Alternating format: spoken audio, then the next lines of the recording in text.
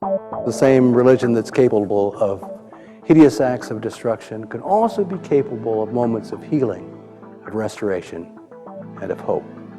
But educate a girl, and you educate her entire family. There is a sun within every person.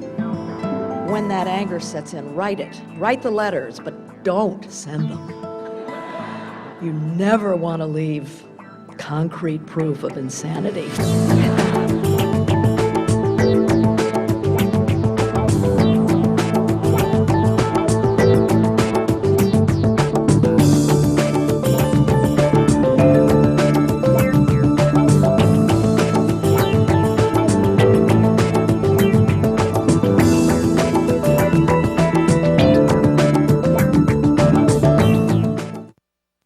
Welcome to the Luis Leal 100th Years Birthday Celebration Conference. I am Maria Herrera Sobek, Associate Vice Chancellor for Diversity, Equity, and Academic Policy and Professor of Chicana and Chicano Studies. I am also the chair of the organizing committee of this two-day event, the other members being Professor Mario Garcia and Professor Francisco Lomelí.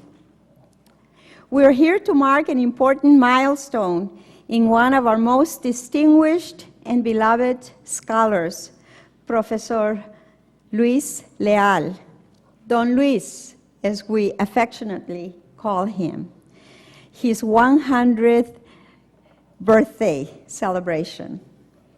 There are not very many people who live to this marvelous age, but as one of my colleagues commented last night, it is not that he has lived this long, it is the way he has lived these 100 years.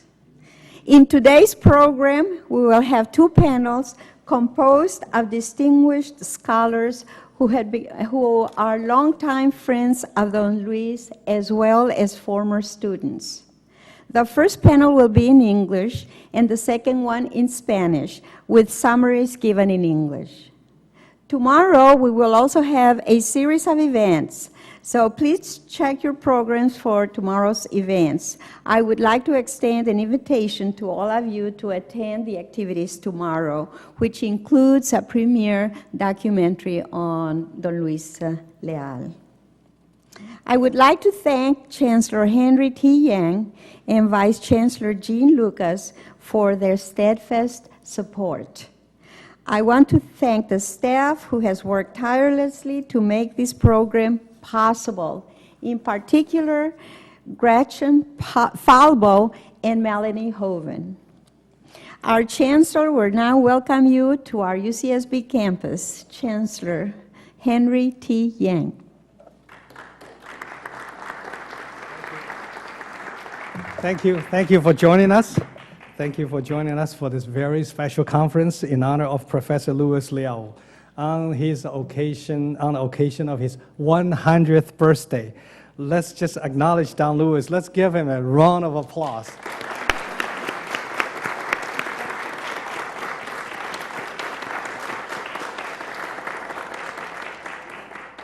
Professor Leal is a treasure of our community, our local community, and our world community. With respect and affection, we all call him Don Luis. And I also learned that Don Luis, that D is a capital D. I also want to say thank you to our colleagues who have helped organize this very special event. Maria just mentioned herself, and Mario Garcia and Francisco Lomani, our committee members, but I did not hear any applause. Yeah.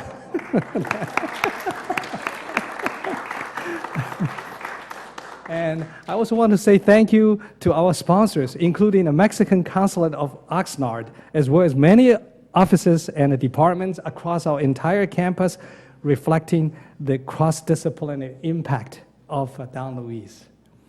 I also want to note that the celebration will continue till next month. It started officially, actually not today, last Friday, right?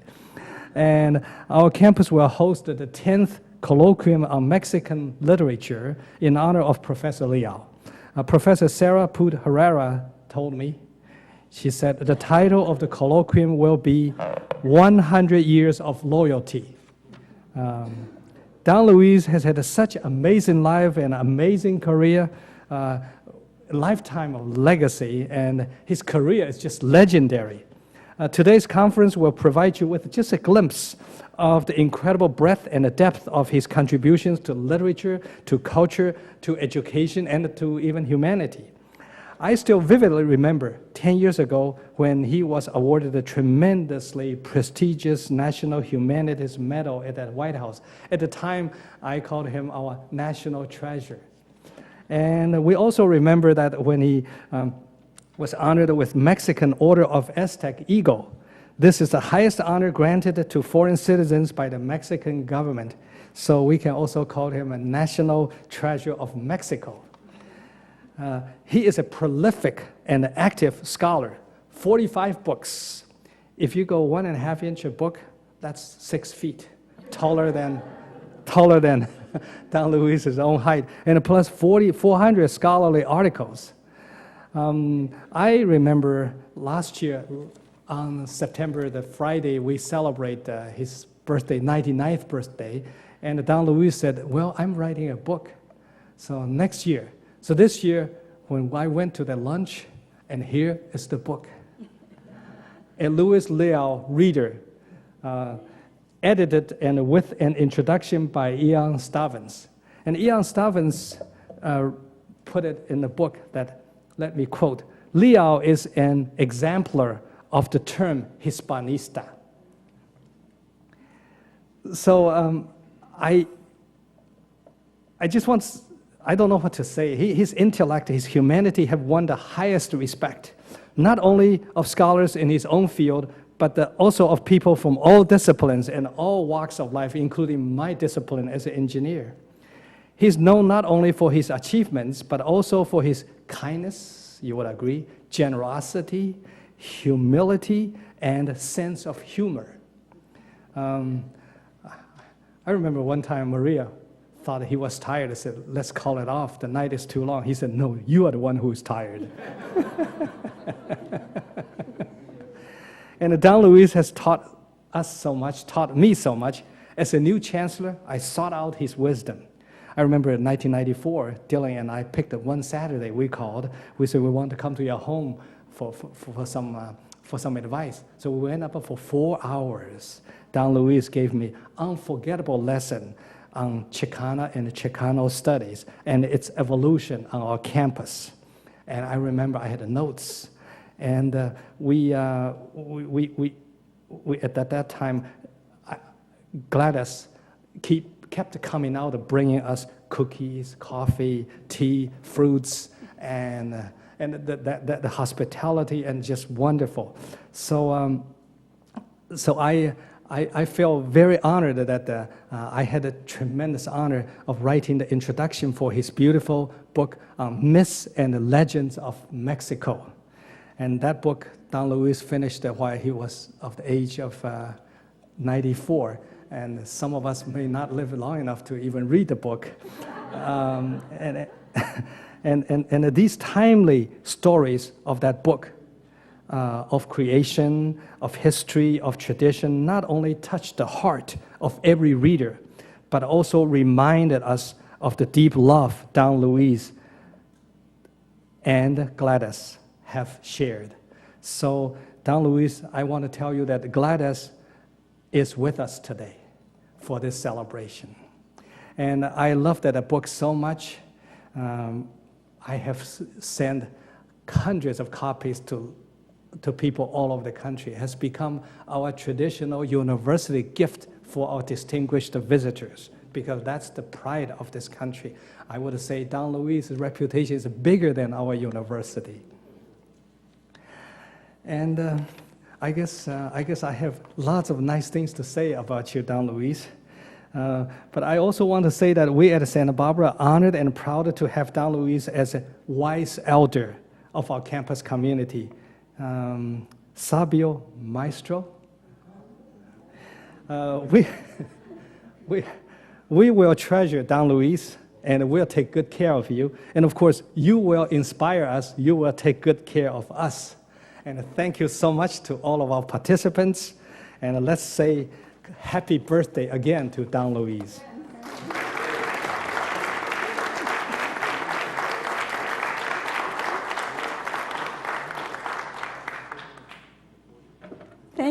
Thank you, Chancellor Yang. And I must say that the other member of our organizing committee was also Chancellor Yang. He really helped us with the organizing with all his experience doing these type of events. Now I would like to introduce our Dean of Humanities and Fine Arts, David Marshall, who will give you also a welcoming, will do welcoming remarks. Thank you.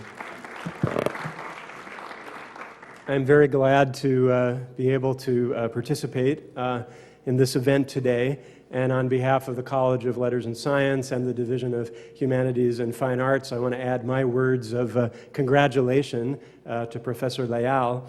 I was thinking about a concept from the 18th century today. I know you're only 100 up to this point, but I work in the field of the 18th century studies, and I was thinking about a concept from that time, from the Enlightenment, the Republic of Letters. People in the Enlightenment talked about the Republic of Letters, and it was a time when national boundaries and repressive governments were creating many obstacles and limitations, but intellectuals, scholars, men and women of letters really tried to rethink their role and their citizenship in a larger network that really transgressed and crossed national boundaries. And it really is what gave us the Enlightenment, and I think is still so important today. And when I think of Professor Leal, I can't think of anyone else who has earned his role so much as a citizen in the Republic of Letters. Someone who has had as his colleagues, either because he has known them personally or he has written about them, he has helped to create their reputations, some of the best writers and most important minds of the Republic of Letters from the past and from our present time. But for Don Luis, the Republic of Letters is not a pantheon.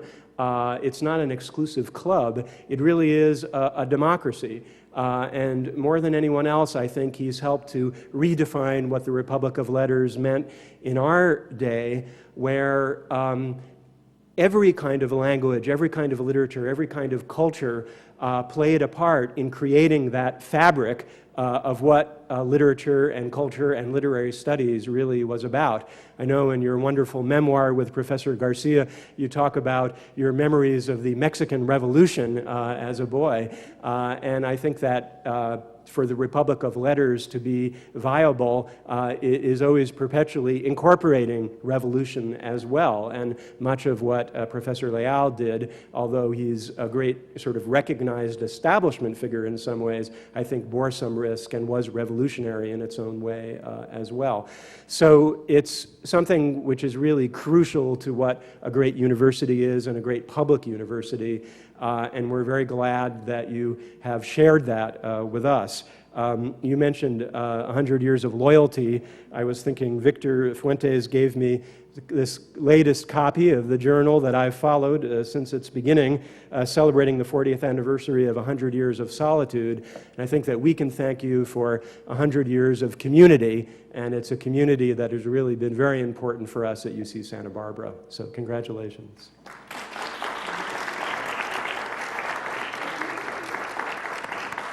Thank you for those splendid remarks. I always enjoyed your presentations. They're so scholarly, but I learn a lot.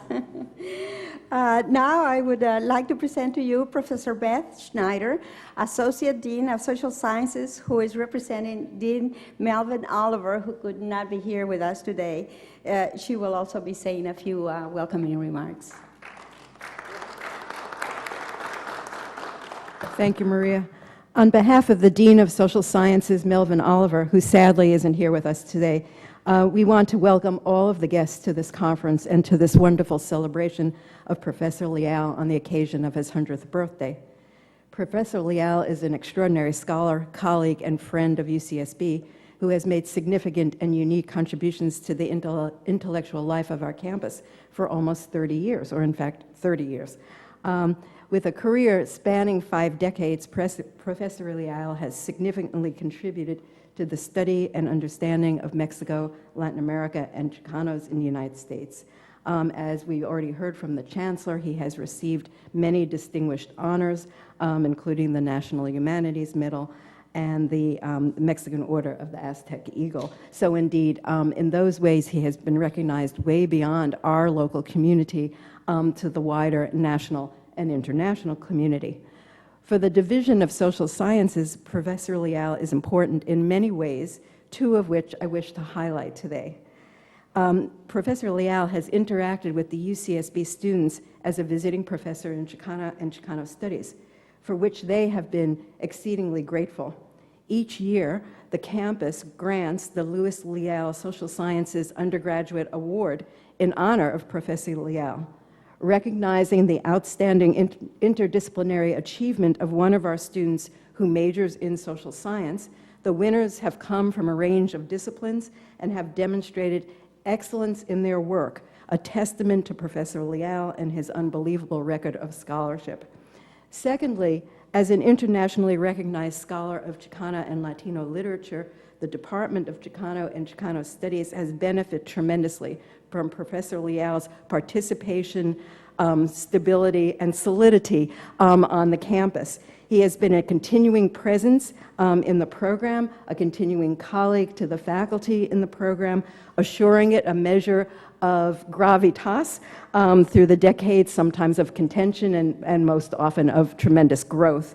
As an important part of the Division of Social Sciences, the Department of Chicana and Chicano Studies is now in its third year of offering the PhD in the field, the first program in the United States to offer such a degree.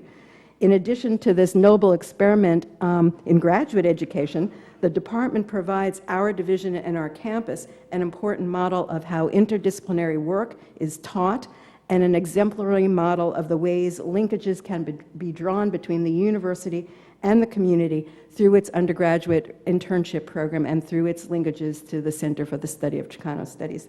On behalf of the Dean of Social Sciences, we are exceedingly pleased to honor Professor Leal's work and contributions to the campus and to the field and to the nation. And of course, we wish you a very happy birthday year, since it's already in progress. Thank you.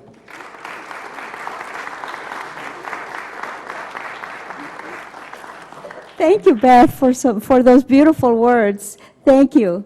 And now we will proceed with the panels. Professor Mario Garcia will be the moderator of the first panel, and Professor Lomelí, the moderator of the second panel. Okay. Buenas tardes. Good afternoon again for everyone on this very, very happy occasion. So we need to have a lot of smiles. We were a little too serious at lunch. So we have more smiles and so forth, just like Don Luis. And anyway, thank you all for coming again, and we will commence with our first panel. But before we do that, just a couple of notes. First of all, the Center for Chicano Studies has copies of some of the books by Professor Leal, by Don Luis, or about him. So those of you that would like to, during our break, to go just outside where the table is and look at those books, and some of you would like to purchase them, they're for sale there. And then we'll have, after the, you can bring them back and have Don Luis sign them, or after we finish today, he'll be available, of course, to sign books for all of you. So please make note of that. And I just want to make another little short acknowledgement of someone who and his wife who have come a long way and who are very important, because he represents the first graduate student that Don Luis had at the University of Illinois. So I'd like to introduce, for those of you that have not met him, and his wife Vilda, Professor Merlin Forster and his wife Vilda. If you could just stand up a bit.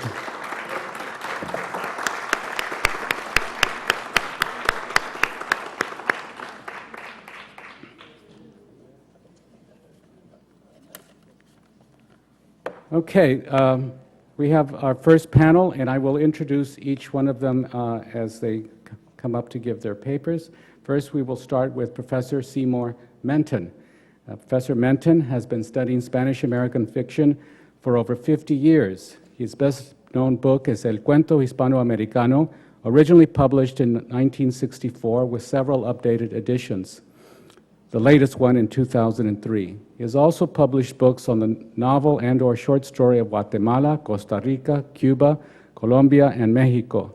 His last 4 books are Latin America's New Historical Novel, 1993, Historia Verdadera del Realismo Mágico, in 1998, Caminata por la Narrativa Latinoamericana, in 2002, and Un Tercer Gringo Viejo, Relatos y Confesiones, in 2005. Professor Menton has taught at Dartmouth College, the University of Kansas, and the University of California, Irvine, where he was the founding chair of the department's Foreign Languages and Literatures in 1965. He has also taught at the Instituto Federal de Capacitación del Magisterio Rural in Guanajuato, the Universidad de San Carlos in Guatemala, and the Universidad de Costa Rica, and the Instituto Caro y Cuervo in Bogotá. He also wants me to say that he has also shared many delightful experiences with Don Luis, dating back to the 1945 World Series in Wrigley Field, Chicago, and I hope we'll hear a little bit more about that. Professor Seymour Menton.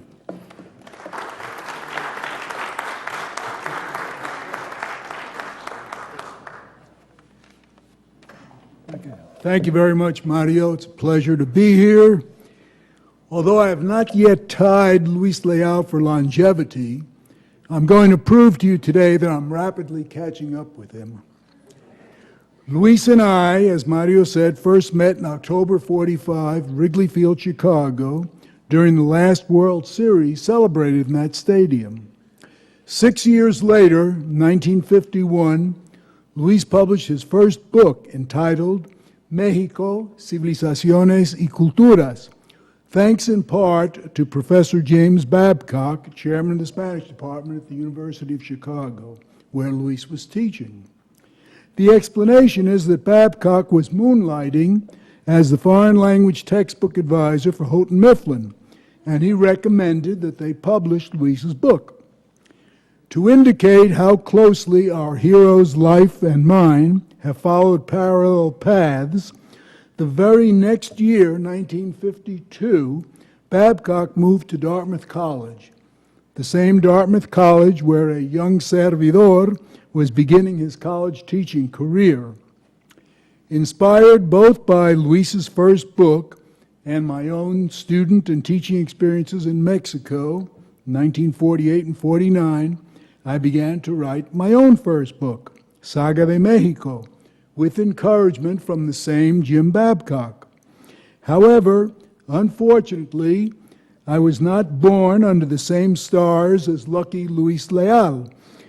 When Babcock submitted my manuscript to Houghton Mifflin's executive committee, they rejected it on the grounds that the historical literary selections all came from only one country, and that this would severely limit the number of possible adoptions. Undaunted, I contacted other publishers, and finally, as another example of our parallel lives, the book was published in 1955 at Appleton Century Crofts, where the foreign language textbook advisor was not Jim Babcock, but Joe Barlow, a retired professor from New York University, where I had studied for the doctorate. Almost 40 years later, Maria Herrera Sobek, who now holds the Luis Leal Chair of Chicano Studies at Santa Barbara, collaborated with me in publishing a second, updated edition of Saga de Mexico.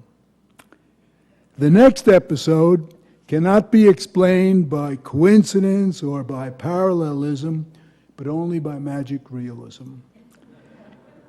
In the summer of 1963, Luis's book and mine were chosen as the basic text for the courses on Mexican culture and Mexican literature taught by us in Guadalajara at the second-level NDEA Institute for High School Spanish Teachers of Mexican Descent.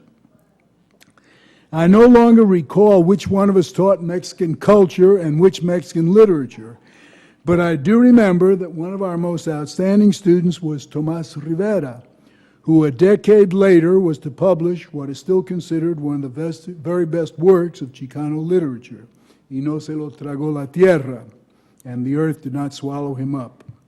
Not only that, but Tomas was destined to surpass his two Guadalajara professors by later being appointed chancellor of the University of California's Riverside campus. I'm now faced with the problem of how to make the transition from this personal prologue to my scholarly paper, which Mario said I had to give. How do you like this one? Luis and I, in our parallel careers, have never stopped struggling against the excessive specialization that has weakened U.S. universities in our lifetime. Just as Luis and I, in our respective textbooks, strove to capture the totality of Mexican culture and history, Agustin Yanez and Carlos Fuentes had the same goal in mind in their respective operatic overtures to Al Filo del Agua and La Región Más Transparente. Actually, Yanez and Fuentes were only two of at least 6 outstanding Spanish-American authors and one American of Portuguese descent who between 1930 and 1967 introduced one of their novels or collections of short stories with a brief synthesis of their countries in the form of a musical prose poem. The other 5 are Miguel Ángel Asturias, Rómulo Gallegos, Eduardo Magella, Severo Sarduy, and John Dos Passos. Like the operatic overture, these prologues establish the work's tone, include many of its leitmotifs, and synthesize its national themes in a musical fashion.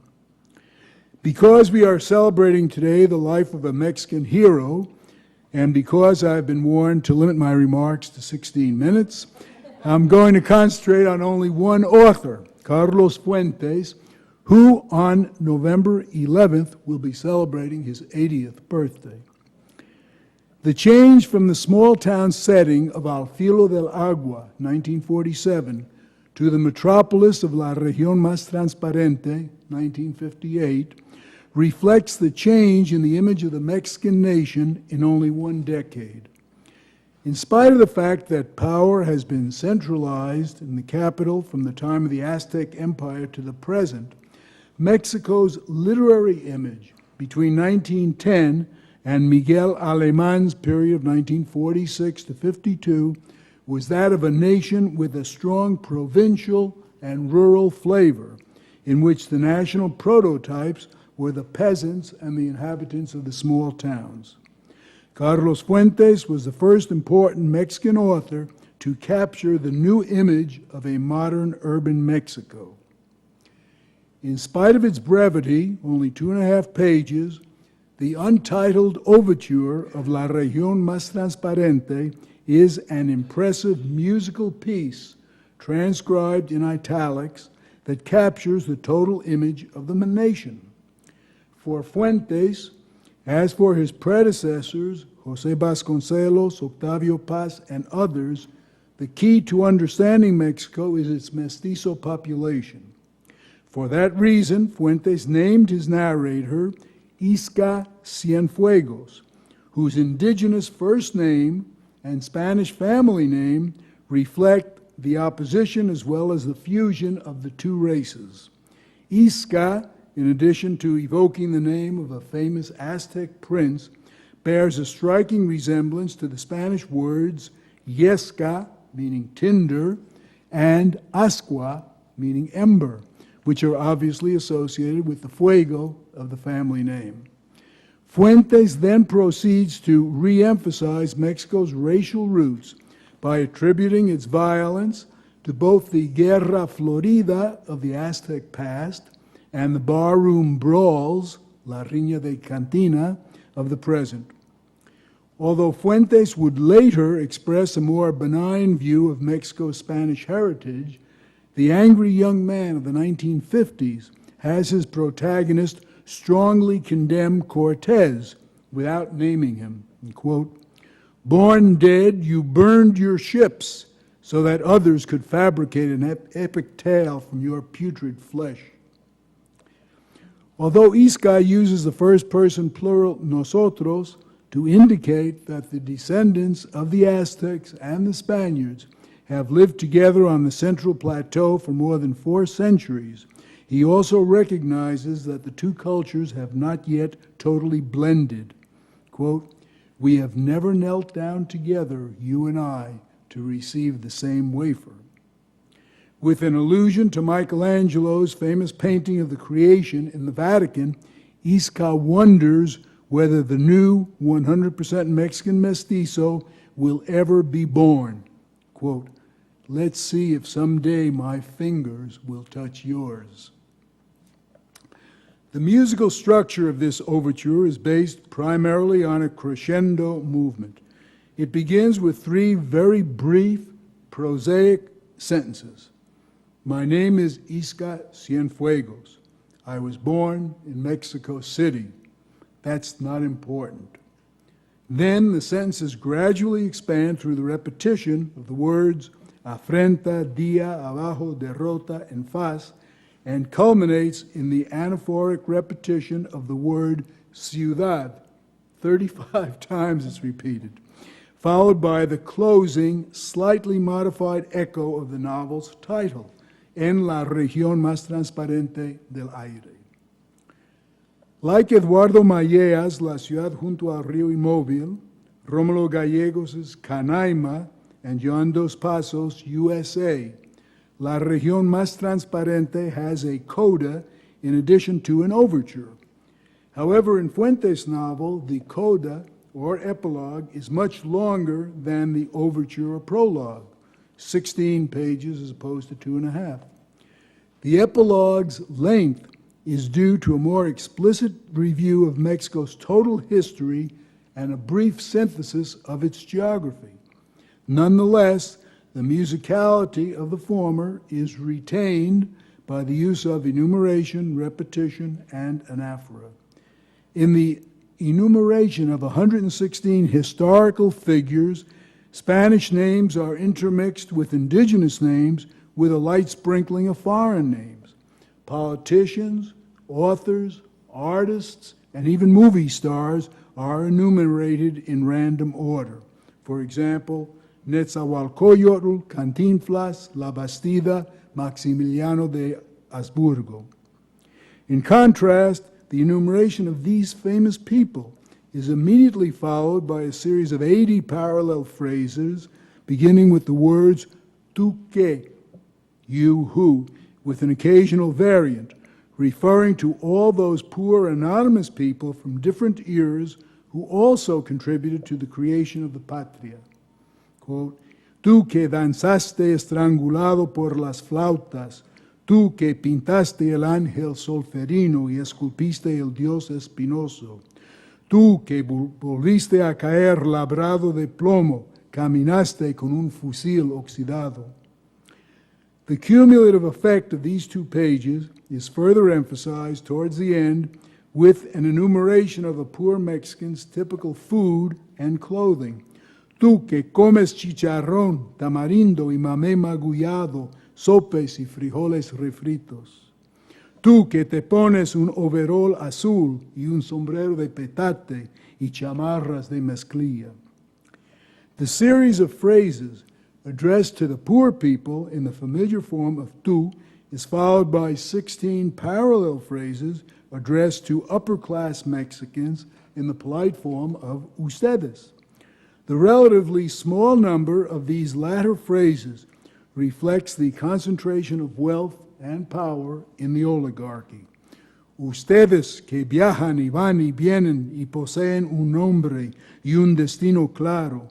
Ustedes que construyen carreteras y altos hornos y sociedades anónimas y comparten su consejo de administración con Mister Aquí te invierto. Shortly thereafter, the narrator hears the voices of the poor imploring him not to abandon them, which provides the author with the opportunity to trace the total history of Mexico from the indigenous past to the 1950s by mentioning specific historical figures and events, and by alluding to others who only Lucas Macias, Luis Leal, and a handful of other Mexicanists would recognize, like El Gallero, Santa Ana. After enumerating many of the protagonists of the Mexican Revolution, Fuentes changes gears and draws a geographical caricature of Mexico as a human body. From the Puerto Isabel armpit, that's Baja California, to the toes of Cape Catoche, extreme northeastern tip of Yucatan, from the hip of Cape Corrientes, it's on Jalisco's Pacific coast, to the nipple on the Panuco River, state of Veracruz, from the navel of Mexico City to the Tarahumara ribcage.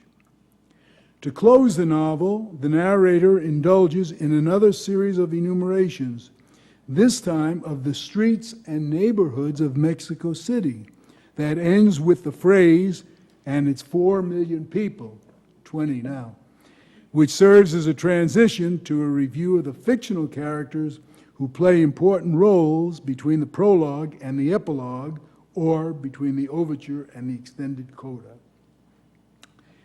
In order to stay within my allotted 16 minutes, I'd like to close with my own epilogue, which, like the prologue, is also set in Chicago. I'm truly indebted to Luis for having inspired me to write this study about the series of national operatic overtures. Exactly 1 month and 10 days after the last game of the 1945 World Series, Luis invited me to celebrate the Dia de la Revolución, November the 20th, by accompanying him to see and hear my very first opera, Rigoletto. Luis said, forget about baseball, get cultured, come with me to the opera. All right, now, how did I get to Chicago, and how did I actually meet Luis Wrigley Field? 1 page. How many minutes do I have left? 2? On my 18th birthday in March of 1945, before reporting to the draft board, I read in the New York Times a fascinating article about one of the great heroes of the war in the Pacific, who was soon to be discharged in Chicago. Since at that time I was a Spanish major at City College of New York, what particularly attracted my attention was the man was a Mexican who had been drafted in 1942 at the age of 35. I was so excited by the article that when I got to the draft board that morning, I pleaded with them to overlook my nearsightedness and to send me to Chicago, or as close as possible, so that I could meet that outstanding Mexican hero, Luis Leal. They were so surprised by my unusual request that they immediately approved it. And 3 months later, in June, I found myself at the Great Lakes Training Base, only 46 miles north of Chicago. Believe it or not, I met Luis in October of that same year. Since I had been a big baseball fan since 1934, I was thrilled by the Cubs winning the National League pennant. On the day of Game 5 in the World Series against the Detroit Tigers, I hitchhiked to Chicago, arrived at Wrigley Field 1 hour before game time, entered free of charge thanks to my Seaman First Class uniform, boldly raced to the box seats, and leaned over the railing behind the Cubs' dugout when I spied their all-star third baseman, smiling Stan Hack. I called to him and asked if he'd be willing to have his picture taken with me at his side. The moment he accepted, I whirled around in search of a photographer. I noticed a tall, thin, weather-beaten soldier whose smile was very similar to that of Stan Hack's. When I asked him if he would please take our picture, he replied in his best Chicago accent, "Sure." And that's how my friendship of 62 years with Luis Leal began.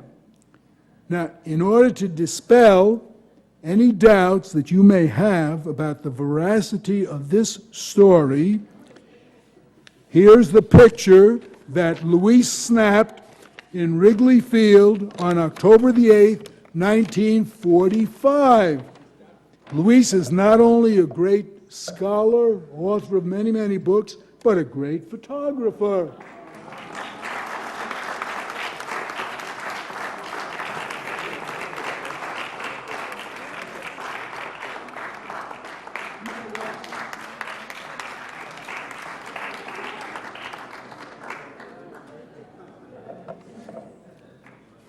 Okay, that's it, 16 minutes.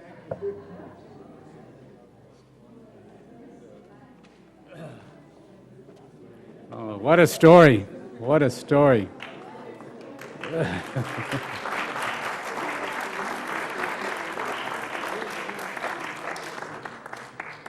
And actually, I have to apologize to Professor Mendel because I forgot to mention the title of his talk, which is actually Prologues and Epilogues, Luis Leal, Carlos Fuentes, and Un Servidor. Our next panelist, Sandra, Professor Sandra Messenger Cyprus, is formerly chair of the Department of Spanish and Portuguese at the University of Maryland, College Park, from 2001 to 2006, joined the faculty there in 1994 after having been at SUNY Binghamton from 1976 to 1993. Before that, she taught at other institutions, including Duke University. Author of numerous studies on the theater of Latin America, she was selected to write the chapter on Latin American theater for the Cambridge History of Latin American Literature. Her chapter on Caribbean theater appears in a History of Literature in the Caribbean, the primary reference book in this area. She's also co-editor of the drama section for the Handbook of Latin American Studies.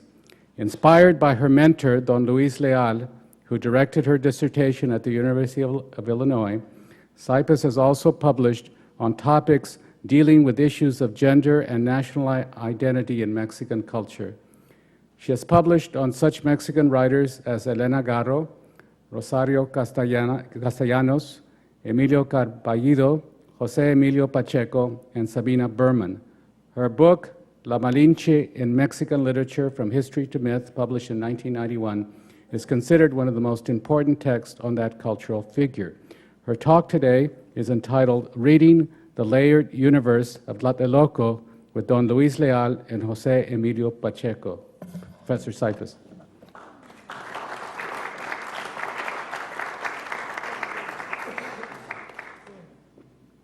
Thank you.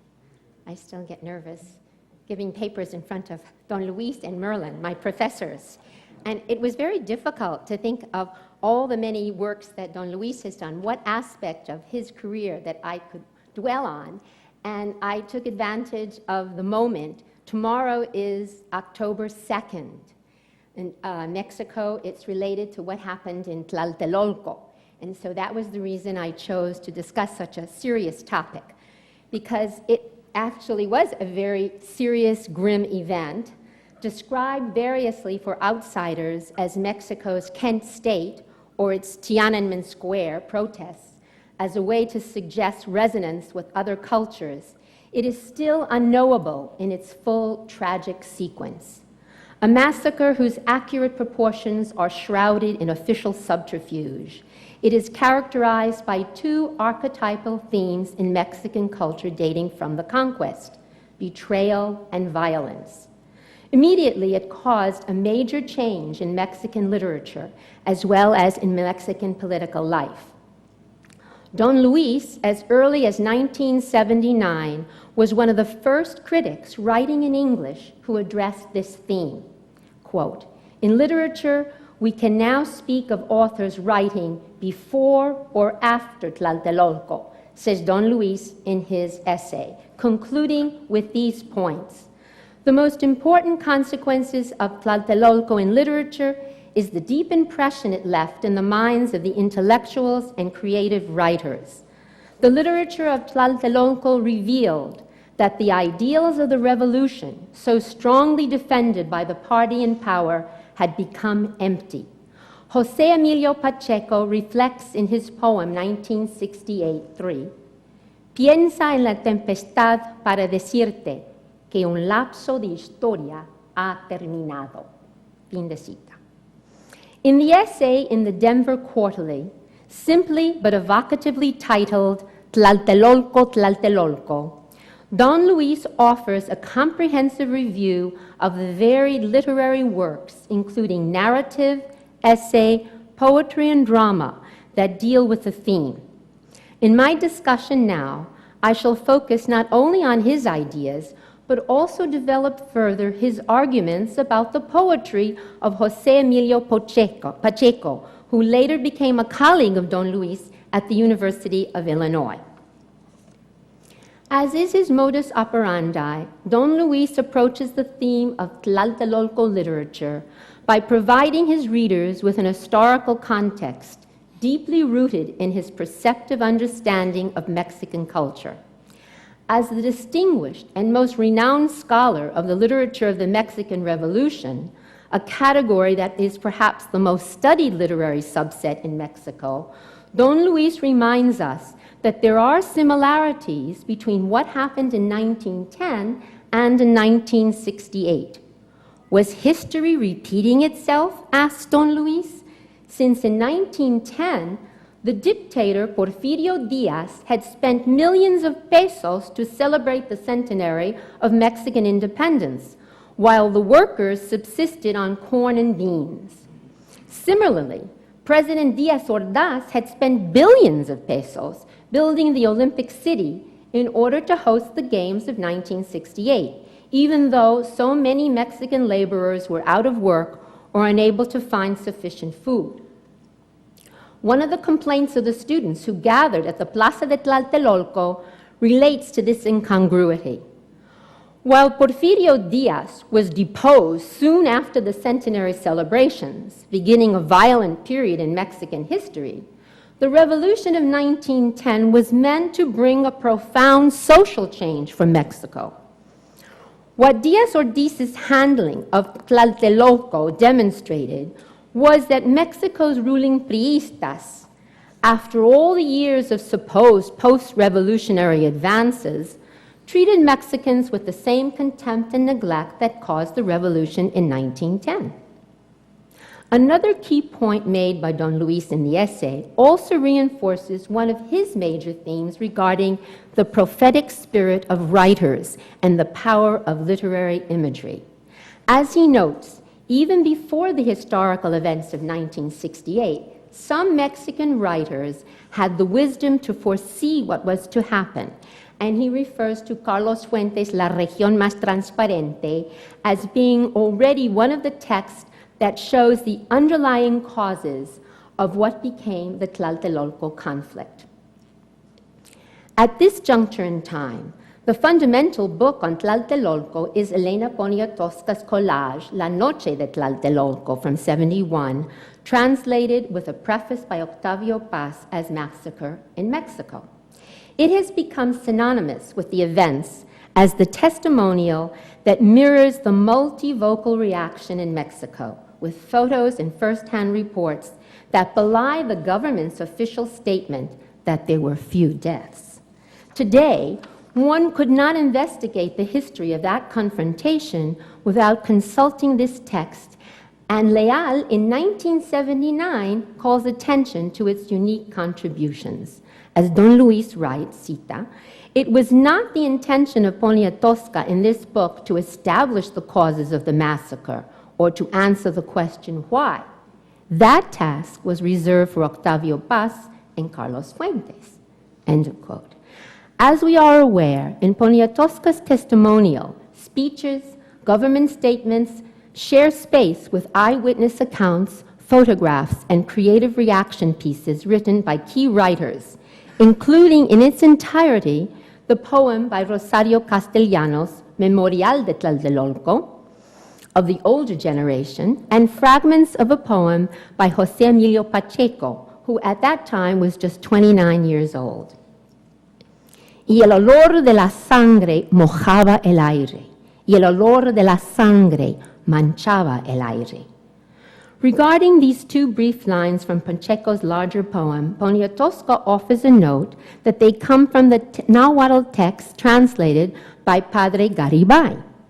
In fact, Pacheco's poem, with its intertextual title, Lectura de los Canteras Mexicanos, Manuscrito de Tlatelolco, is a complex piece that should be read on a number of levels.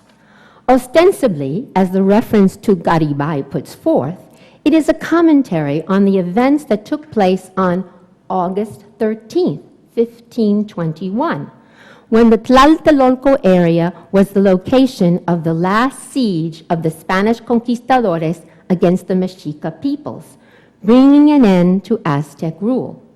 The smell of blood, the lamentations, the references in the poem to La Guerra Florida y Dador de la Vida are Nahuatl poetic tropes and describe the massacre of thousands of Mexica on that fateful day.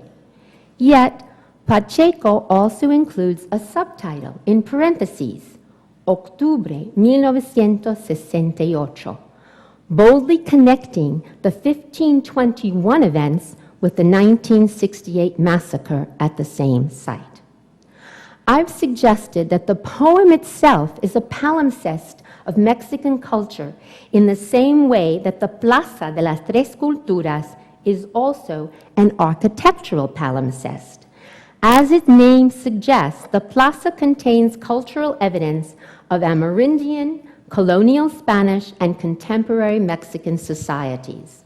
Before the arrival of the Spaniards, Tlatelolco had once been an independent city-state, replete with temples and one of the most important markets of the region, only to be memorialized as the site of the failed resistance of the Mexica in their battles with the Spanish conquistadores. As Don Luis reminds us, over the Mexica ruins, the Spaniards built the first church and the first school. With the advent of the 19th century industrialization, it became the railroad center of the Republic. Today, Tlatelolco has become a suburb of sprawling Mexico City, famous for its enormous housing project and as the site of the Secretariat of Foreign Affairs and the Plaza de las Tres Culturas, unquote. I am sure its unique nature as a ruin and as a vital part of Mexico City is familiar to many of us. In addition, I would like to suggest that, that Pacheco's poem, like the plaza, similarly incorporates the physical remains from texts that represent the conquest and colonial periods, and also his own experiences as a resident of contemporary Mexico. As Ronald Friss observes, there are three apparent versions here: the Nahuatl original, Padre Ángel María Garibay's translation, and Pacheco's reworking of the Spanish version. Pacheco's poem incorporates the remains of the past so they are not forgotten, and also reflects the distinctive nature of the plaza as a multicultural site, a ruin that somehow continues to develop. In his commentary on the significance of this poem, Don Luis, so well known for his expertise in Mexican narrative, offers illuminating insights about the poem itself. At the same time, he refers to the relationship between the poetry of Pacheco and his narrative, and I quote, "In his book of poems, No me preguntes cómo pasa el tiempo, published in 1969, we find three poems dealing with the theme of Tlatelolco, the most important being Lectura de los Canteras Mexicanos, in which Pacheco uses the same technique he had utilized in the novel Morirás Lejos, the juxtaposition of two actions separated in time, which repeat the theme of the assault and slaughter of innocent and defenseless people. He very skillfully makes use of an incident recorded in pre-Hispanic Mexico as a metaphor for a contemporary event occurring in the same place but separated by centuries." Unquote. Don Luis helps us to understand the unity that exists in Pacheco's many-faceted creative production. He leads us to read the poem along with the Nahuatl texts. We might want to think of this poem as a parody, but in the strict etymological sense of the term, as a song sung along with a previously existing text. As Linda Hutchin cautions us in her lengthy exploration of the subject of parody, quote, "There is nothing in parodia that necessitates the inclusion of a concept of ridicule, as there is, for instance, in the joke or burla of burlesque," unquote.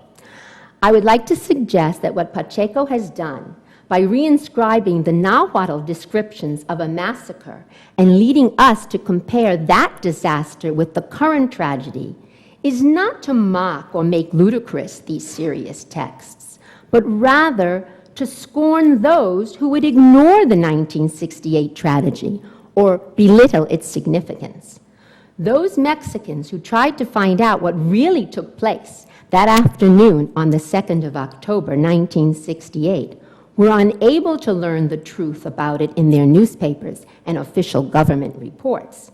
As Rosario Castellanos laments in her poem, ¿Quién es? Nadie. Al día siguiente, nadie. La plaza amaneció barrida. No hurgues en los archivos, pues nada consta en actas. Castellanos' words lead us back to Pacheco's use of archival material, the Nahuatl texts. It became apparent that the government officials had eliminated any documentation about the atrocities that the government forces had committed that afternoon. One had to reconstruct what happened by use of allegory and parody, by reading the record of the origins of the Mexican mestizo nation during the conquest period. Especially parodic, as a parallel text, that is, are Pacheco's observations. Con perfidia fueron muertos, sin saberlo murieron. These lines refer at once to the Mexica of 1521 and the Mexicans of 1968. Despite the apparent parallelism of events, for most of the poem, Pacheco uses only the third-person singular and plural of the verbs. That is, until the 7th of the 10 stanzas. Then, by switching to verbs in the first-person singular, the speaker of the poem inserts himself as participant of the events being described. Ah, yo nací en la Guerra Florida. Yo soy mexicano. Sufro. Mi corazón se llena de pena. I agree with Don Luis's reading of these lines and his reference to the importance of community that Pacheco invokes, y cito. The contemporary inhabitants of Mexico feel a strong kinship with their ancestors, and at the same time, the similarity of tragic events awakens in them a sense of common faith, unquote. This sense of commonality to which Don Luis perceptively alludes is an important characteristic of the poem. At a time when Mexicans were feeling alienated from their government, Pacheco attempts to bring together all those who mourn for the victims of tragedy whenever and wherever they occur. It is José Emilio Pacheco's gift to be able to find solidarity and humanity across the centuries, beyond ethnicity, class, and cultures. It has also been the great contribution of Don Luis to appreciate and direct his readers to those characteristics in the great Mexican Chicano writers to whom he has dedicated his life's work. Thank you.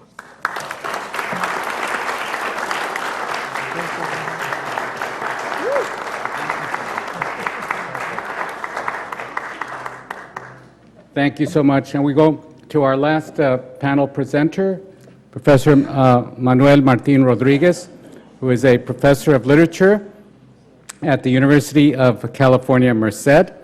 His publications include Life in Search of Readers, Reading in Chicano Literature, Rolando Hinojosa y su Cronicón Chicano, una novela del lector, La Voz Urgente, Antología de Literatura Chicana en Español, as well as numerous articles and edited volumes in journals, including the PMLA, Modern Language Quarterly, the Bilingual Review, and many, many others. He is currently working on a book on Gaspar Pérez de Villagrá, forthcoming for the Universidad de León Press, and his paper today is entitled Reading Gaspar Pérez de Villagrá in the 17th Century. Professor Manuel Martín Rodriguez.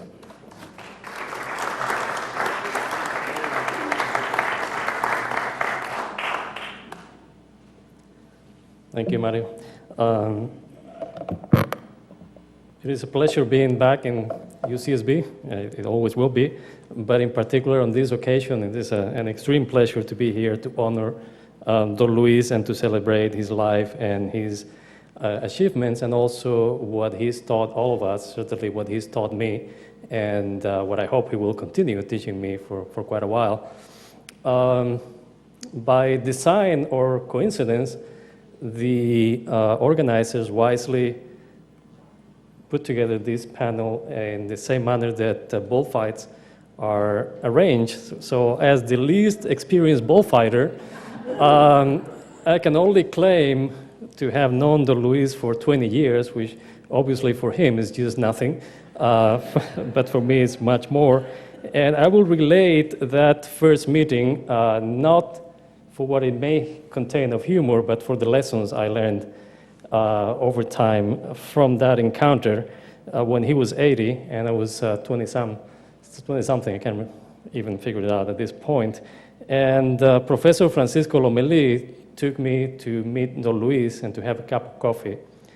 And as I sat there, they spent a good 20 minutes discussing the predicament of a little bird with a piece of chewing gum stuck in a leg. And so they proceeded to consider the situation from all conceivable angles. And I began to suspect that this had less to do with the phenomenology of sparrows than with testing me to see what I would do. So in the best composure I could achieve, I did nothing. So I sat there stoically and waited to see what exactly that was all about. Now, down the road, I realized two things from that anecdote.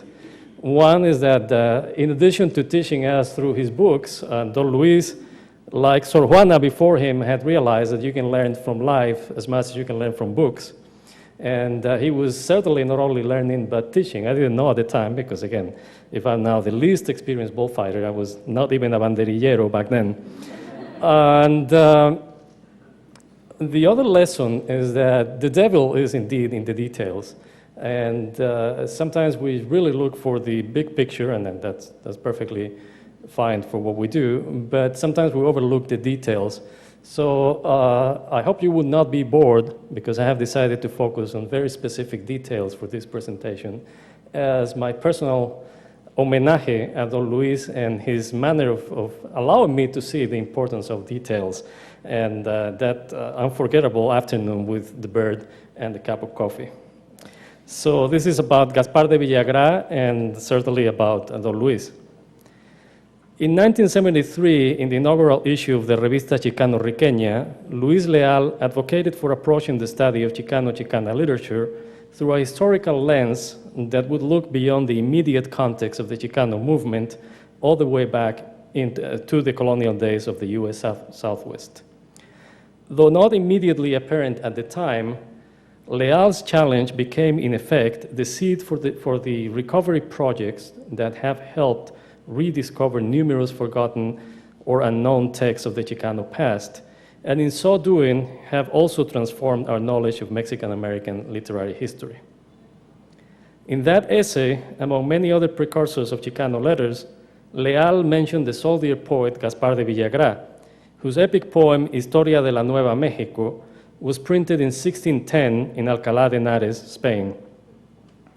Villagrá's Historia is the only example of the classical epic poem in all of Chicano literature, and it has the additional distinction of being the first printed book about New Mexico and one of the oldest historical accounts of any present-day U.S. territories. While Villagrá is yet to achieve the critical recognition that other forerunners of Chicano literature now enjoy, most notably María Amparo Ruiz de Borton And by the way, particularly for the young in the audience, the Don in the Squadron of the Don is not Don Luis, although he's close to that period. It is evident, nonetheless, that more and more critics and readers have been approaching his works in the last 3 decades. And what I mean his works is because, in addition to the poem, he printed a few memoriales, and Professor Herrera Sobek has studied one of them, so that's where the plural comes from. In fact, as I have documented elsewhere, Villagrán and his poem have been cited in well over 100 printed sources since Leal's 1973 essay. In addition, fragments of Villagrán's poem appear in most of the anthologies used in schools and colleges across the country, and the complete poem has been published in 4 different modern editions in 3 countries, which suggests an even greater popularity in store for this Homer of New Mexico, as Bancroft, somewhat tongue-in-cheek, called him. Remarkable as this recovery of Villagrán is, I should hasten to point out that my research on the reception of the poem has also documented over 100 printed references prior to the 1970s. The existence of this older body of information on Villagrán may be even more significant since modern critics have acknowledged no more than a handful of those earlier authors, most notably Bancroft, Marcelino Menéndez y Pelayo, and Alfonso Méndez Blancarte.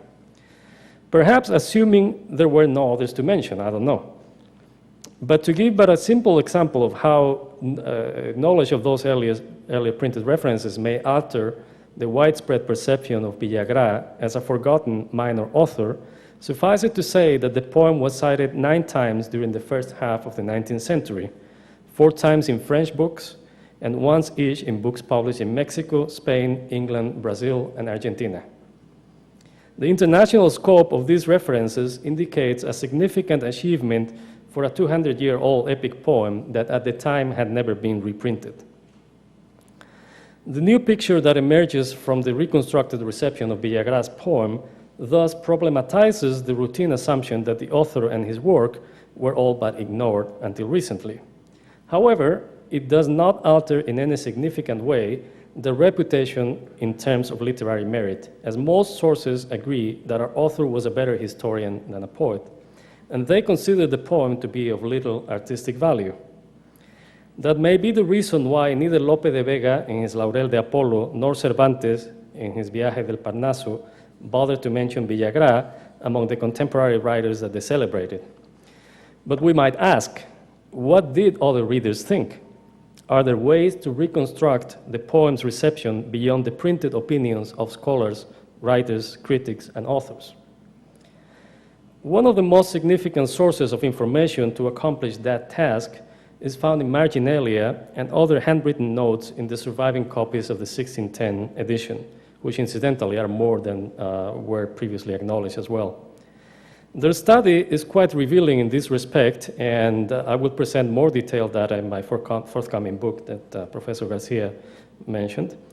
But in this paper, due to space constraints, I will limit my analysis to only one of those copies. What makes this copy particularly suitable is the fact that one of its owners wrote copious commentaries as he read. As I will discuss below, those comments were probably written in the late 17th century, and therefore they give us one of the oldest and most detailed responses to the poem that we now possess. The copy bears the name of several owners. One is partially obscured by an ink stain, but the words Gómez Villa remain visible. The other 2 can be read without difficulty, and they correspond to Don Santiago Vivanco and to El Licenciado Diego López de la Serna, quite likely the author of most comments, if the similarities in penmanship can be trusted.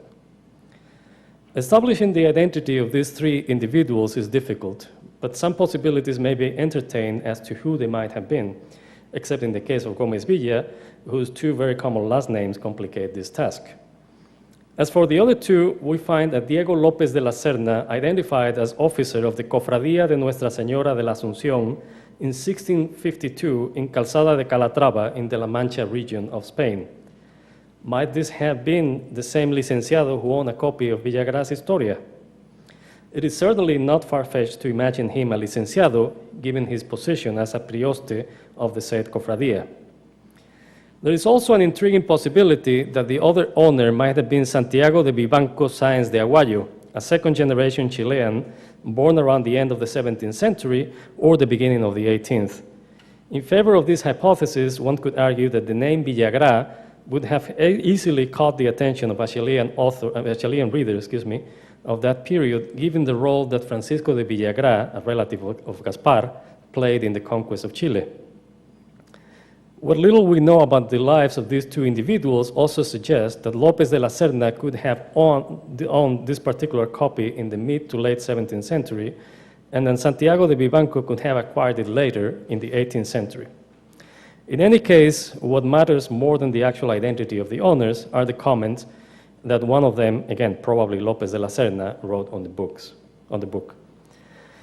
These comments, as mentioned, are not isolated annotations of the kind found in many of the other copies, but rather they reveal a continuous engagement with the text throughout the more than 300 folios, that is, over 600 pages, that compose the printed volume. In contrast with the typical passing remarks of critics and bibliophiles, whoever annotated this particular copy must have felt that the poem spoke directly to him. In fact, the reader's involvement with the Historia is so intense that he even rewrites several lines of the poem to achieve a fuller artistic or meaningful effect. The first instance of such a rewriting occurs on folio 19 recto, where the reader crosses out the adjective vivos and replaces it with fuertes, to make the line read tan esforzados, fuertes y alentados. From that point on, he seems to gain steam, and partial emendations occur every few folios, in fact, in most folios. And the reader even dares to alter complete lines, as in folio 38 recto, in which the line gota coral, furioso derramado, is crossed out and substituted by fuego infernal de las furias vertido, not a single word in common. Clearly, the commentator noticed some limitations in Villagrá's artistry, but rather than dismissing the poem as prosaico and rastrero, as Menéndez Pelayo would do later, he did his best to retouch it as needed to enhance his personal enjoyment. At other times, however, the reader acknowledges the literary merits of the poem, in particular in the many comparisons used by Villagrá, which the commentator faithfully highlights in the margins. The reader's deep involvement with the text is also felt at the thematic level, in which numerous commentaries suggest a remarkable ideological and personal affinity with the poet. Already in folio 6, recto, the reader celebrates the opening life of the second canto, which reads, Cuando la majestad de Dios aparta del católico bando algún rebaño, señal es evidente y nadie ignora que aquello lo permite su justicia por ser aquel camino el menos malo. To which the reader replies with the marginal note, gran sentencia. Like Villagrá, the reader must have been deeply religious, which would be logical if he were indeed López de la Serna, and whenever the poet indulges in religious meditation, the reader responds in earnest, as in the opening lines of Canto Sétimo on the Vanitas Vanitatis Topos, which elicit the following comment from the reader, Esperanza de esta vida futiles y vanas. The reader and the poet also seem to share the counter-reformist zeal against the Jews and the conversos, and on folio 31, when the poet begins a long diatribe against them with the following interpellation to King Philip III, and I quote, Solo una terrible falta hallo, cristianísimo rey en vuestras Indias, y es que están muy pobladas y ocupadas de gente vil, manchada y sospechosa. After urging the king to enforce the laws prohibiting Jews and conversos from traveling to America, the poet ends with the story of a certain Josefo who curses the Inquisition for spoiling his scheme to convert all Christians to Judaism. To the predictable indignation of the poet, the reader adds in the margins, dicho audaz de un judío, o por mejor decir locura horrenda, que no eran tan viles e infames los cristianos que a todos los había de vencer y convertir a su ley. The colonial politics of the text are also endorsed by its commentator at every conceivable occasion. Whenever Villagrá discusses the many sacrifices endured by Oñate's army, the reader is quick to express his admiration for the men of arms. In the 11th canto, the reader writes across the page, gravísimos trabajos que fueron padeciendo sin alivio alguno. And on folio 174, when Villagrán recounts the day-to-day misery of serving the king as a soldier, the reader insists on the thought, writing, "Pobres conquistadores, con menos se alcanza el cielo." If Villagrán ever envisioned an ideal reader for his poem, the commentator of this copy must be very close to that image. And I don't think it was him, actually, if you're entertaining the thought, who commented his own poem. Needless to say, the reader also sides with Villagrán whenever the poet criticizes the colonial bureaucracy. Upon reading about the delays to which Oñate's expedition was subjected by the authorities, the commentator writes with mounting indignation, "Estos visitadores parecían ciegos de entendimiento. Santo Dios, que haya hombres que manden tales disparates y se tengan por letrados y entendidos. To finally wonder, Jesús, una y mil veces, ¿qué género de hombres son estos?"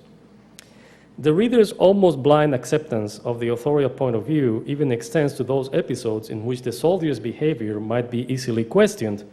In folio 90, the soldiers that went to explore the Rio del Norte are instructed by the Sargento Mayor to lie about the harshness of the territory, to which the reader simply reacts by noting hombres de valor next to these lines. But perhaps the most interesting comments are those in which the reader indulges in a sort of social criticism, comparing the society depicted in the poem with his own. The 17th century preoccupation with the abuse of the title of Don, which obviously we don't have to worry about in this case, elicits some interesting commentaries from our reader. On folio 18, next to a line that mentioned Cristóbal de Oñate, without that treatment of respect, the reader writes, "Cristóbal de Oñate sin don, hoy todos lo son." The reader also expresses his reservations on the Castilian temperament upon reading about charges against Oñate, and he writes, "Don Juan imputado de aleve, plaga antigua de esta desdichada tierra." When Villagrán complains about the poor compensation received by officers and soldiers and about the cold treatment they receive when visiting the government's office, the reader, of course, sides with him once more, while adding some commentary of on his own society. Por esto y otras cosas decía un discreto que palacios eran palazo y palazos. Oh, pobres soldados, si por Dios no sufrís las milicias. Queja universal, etc. Likewise, when Villagrán exposes the greed of the colonial authorities, denouncing cómo se hace un puro hombre Dios del suelo, the reader adds, esta divinidad va a más cada día, no sé a dónde ha de ir a parar. While time limitations preclude me from analyzing these and similar commentaries in depth, I would like to mention briefly another set of annotations that reveal the reader's curiosity about the new territories and societies that the poet describes. And so the New Mexican landscape and fauna prompts many comments that I will skip for the sake of brevity. And likewise about the societies that they encounter. I'll mention just a couple because I think that they're quite open to a deeper analysis, which again I won't do here, particularly when he refers as the encounter with the Indios Pueblo, and he says, Indios sabidos tratar son mansos y dóciles, and Indios se sujetan con facilidad. So his total acceptance of the colonial project is not surprising, but perhaps more intense than was the case with most other readers. Well, some of the reader's remarks I have transcribed might give the impression that he was somewhat naive, if not extremely so, particularly because of his straightforward endorsement of the politics and opinions of Gaspar de Villagrán. In truth, I must say that he was a cultured and well-read individual, as some of his other annotations demonstrate. When he reads Luis Tribaldos de Toledo's prefatory Canción Pindárica, which is printed at the beginning of the volume, the reader writes down, no ajustó bien el poeta este título de estrofa ni antistrofa, porque la significación que les hallo en calepino y vocabulario es que estrofa significa astucia o engaño o cosas de juguete, y ninguna de estas especificaciones cuadra aquí. And he goes on to discuss other matters of literary analysis. A few pages later, and I will be concluding more or less with this, when Villagrán refers to the legend of Aztlán, our reader writes the following on the margin. Fray Martín de León, dominico, en su Historia Camino del Cielo, folio 98, dice, fueron 4 hermanos los que guiaron y trajeron a los mexicanos, Huitzilopochtli, Huitzilihuitl, Mexitzin Tenochcatzin. The examples, once again, are too numerous to list here, but they leave no doubt about the reader's background and intellectual formation. They also serve as testimony of his meticulous method of reading, which includes contrasting the text at hand with previous sources he was familiar with and cross-referencing frequently within the text.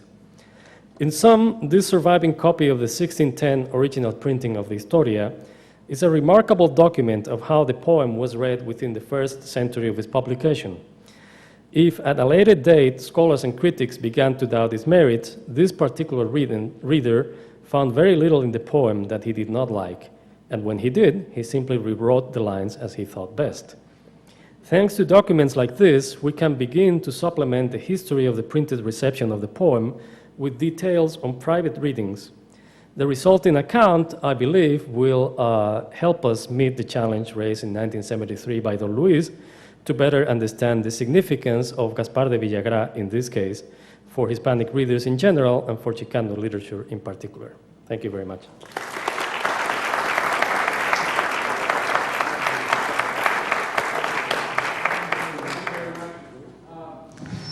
I think we have maybe just a few minutes. I know we're going to have a break, but maybe if there's a couple of questions or comments from the panel, and then we'll have our break and then move on to the second panel, which will be a shorter panel since there's only two presenters. So are there some questions or comments from the panel for each other or from the audience that people would like to ask? Well, if not, we'll have our break. How about that? Don't forget that there are books outside that are available to you and for Don Luis to... Oh, I'm sorry.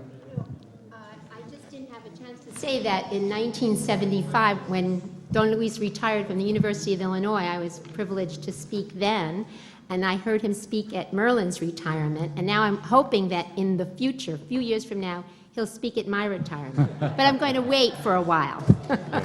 Well, let's thank you very much. Let's thank all of the panelists up here, and we will have our second panel at 1:45. Thank you so much.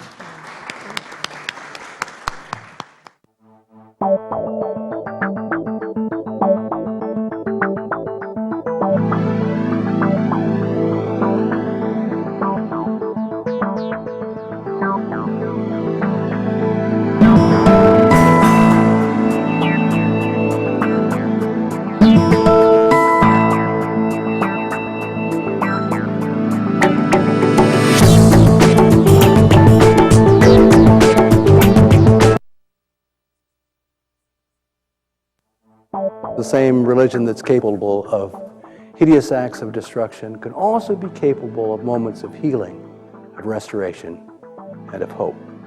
But educate a girl, and you educate her entire family. There is a sun within every person.